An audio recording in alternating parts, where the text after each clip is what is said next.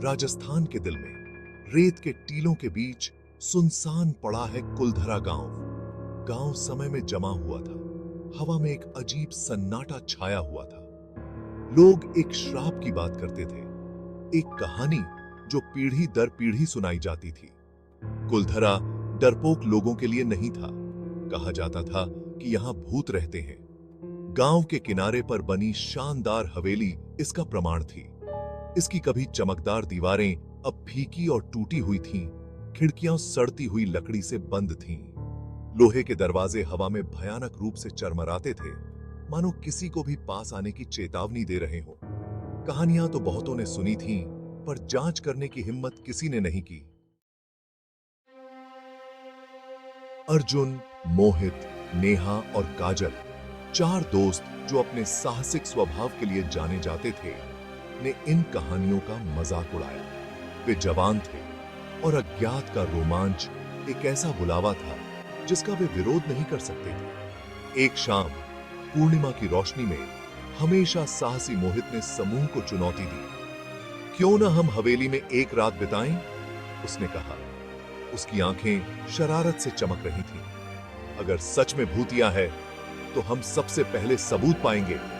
नेहा और काजल ने घबराहट भरी नजरों से एक दूसरे को देखा। अर्जुन हालांकि हिचकिचा रहा था, एड्रेनालाइन की एक लहर को महसूस किया। चुनौती दी गई थी और समूह युवा बहादुरी से प्रेरित होकर प्रेतबाधित हवेली में एक रात बिताने के लिए तैयार हो गया। जैसे ही सूरज क्षितिज से नीचे डूबा, रेगिस्तान में लंबी भयानक परछाई पड़ गई। चारों दोस्त कुलधरा की ओर चल पड़े। वे अपने साथ टॉर्च, नाश्ता और घबराहट भरे उत्साह से भरे बैग ले गए। गांव के पास पहुंचते ही हवा ठंडी हो गई। कुलधरा का सन्नाटा बेचैन करने वाला था।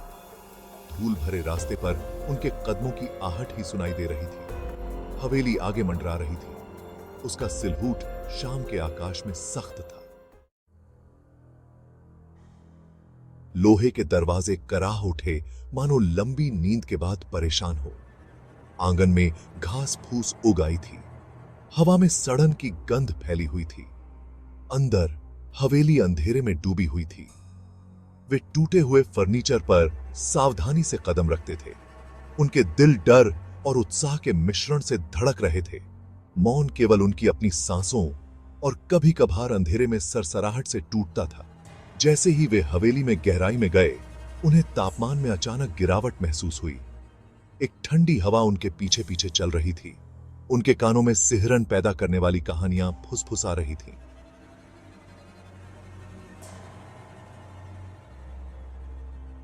उन्होंने मुख्य हॉल में रात बिताने का फैसला किया। जैसे ही उन्होंने धूल भरी फर्श पर अपने स्लीपिंग बैग बिछाए, अजीबोगरीब चीजें होने लगीं। उन्होंने धीमी फुसफुसाहट सुनी, विचित्र आवाजें जो दीवारों से ही आती हुई प्रतीत हुईं। क्या तुमने वो सुना? काजल फुसफुसाई। उसकी आंखें डर से फैली हुई थीं। हवा के एक अचानक झोंके ने उनके लालटेन को बुझा दिया, जिससे वे अंधेरे में डूब गए। समूह में दहशत फैल गई। वे एक साथ सिकुड़ गए। उनकी इंद्रियां हाई अलर्ट पर थीं। लकड़ी की चरमराती और कपड़े की सरसराहट की भयानक सिम्फनी को सुन रहे थे। तभी उन्होंने उसे देखा।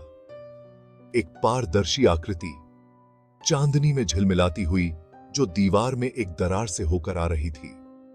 वह एक महिला थी। सफेद रंग के कपड़े पहने हुए थी। उसके लंबे काले बाल उसकी पीठ तक आ रहे थे। उसका चेहरा पीला था। उसकी आंखें गहरे दुख से भरी थीं। चारों दोस्त डर के मारे लकवाग्रस्त हो गए। उनकी सांसें गले में आ गईं। आकृति उनकी ओर बढ़ी। उसकी दुखी निगाहें उन पर टिकी हुई थीं। हवा भारी हो गई। एक अनदेखी शक्ति से उनका दम घुटने लगा। तुम कौन हो? अर्जुन हकलाते हुए बोला। उसकी आवाज कांप रही थी। आकृति रुक गई। उसका अलौकिक रूप मंद प्रकाश में झिलमिला रहा था। मैं रुद्राणी हूं। उसकी आवाज हॉल में गूंज उठी, जो गहरे दुख से भरी हुई थी। और यह कभी मेरा घर था। उसने अपनी दुखद कहानी सुनानी शुरू कर दी। वह हवेली के मालिक की बेटी थी। गांव के एक युवक से बेहद प्यार करती थी। हालांकि उनके अलग अलग सामाजिक स्तर के कारण उनके प्यार को मनाही थी। एक रात वह मृत पाई गई और उसके प्रेमी को दोषी ठहराया गया और उसे भगा दिया गया। रुद्राणी की आत्मा शांति न पा सकी, हवेली के भीतर फंसी रही। उसका दिल उसके खोए हुए प्यार के दर्द से भरा हुआ था। मुझे शांति पाने में मदद करो, उसने 4 दोस्तों से विनती की। मुझे मेरे प्यार से मिला दो। दोस्त उसकी कहानी से प्रभावित हुए, मदद करना चाहते थे लेकिन भयभीत भी थे। उन्होंने रुद्राणी के प्रति एक जिम्मेदारी महसूस की, लेकिन हवेली से बचने की एक जबरदस्त आवश्यकता भी महसूस की।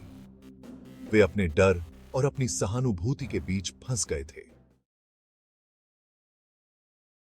अचानक उनके द्वारा पहले जलाया गया तेल का दीपक पलट गया और आग की लपटों ने सूखे पर्दों को अपनी चपेट में ले लिया। आग तेजी से फैल गई, जिससे हॉल एक भीषण आग की चपेट में आ गया। घबराए हुए दोस्त अपने पैरों पर खड़े हो गए। उनकी चीखें हवेली में गूंज उठीं। रुद्राणी की हंसी, जो एक भयानक उदासी से भरी हुई थी, जलती हुई इमारत में गूंज उठी।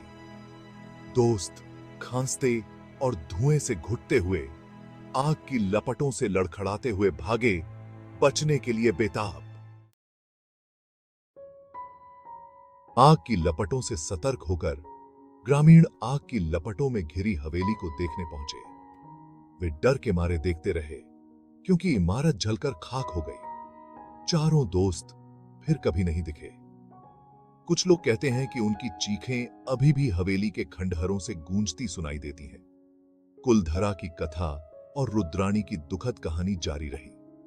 हो सकता है कि हवेली जलकर राख हो गई।